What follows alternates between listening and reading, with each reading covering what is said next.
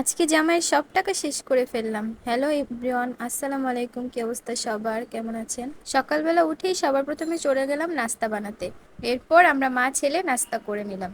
আজকে আমাদের একটু বাইরে যেতে হবে, আমরা এর জন্য তাড়াতাড়ি করে নাস্তা খেয়ে রেডি হয়ে গেলাম বাইরে যাওয়ার জন্য।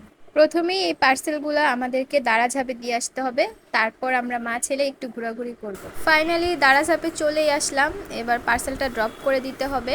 একদমই ইজি একটা বিষয়, এই কাজটা করতে একদমই সময় লাগে না, শুধু যাতায়াতে যতটুকু সময় নষ্ট হয়। চলে আসছি মাছ কেনার জন্য। আগে আমাদের একুরিয়ামে অনেক মাছ ছিল, ঈদে গ্রামে যাওয়াতে মারা গেছে সবগুলা মাছ। আমার বাচ্চা আবার অনেক মাছ পছন্দ করে, ওর জন্যই কিনা।